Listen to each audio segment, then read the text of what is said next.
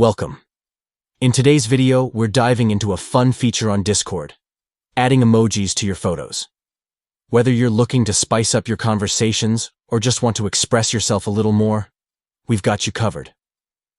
Let's get started with the updated steps to easily add emojis to your photos on Discord. First, open the Discord app on your Android device. If you don't have it installed yet, make sure to download it from the Google Play Store. Once you're logged in, navigate to the chatter server where you want to send your photos. Next, look for the plus icon located at the bottom left corner of the screen.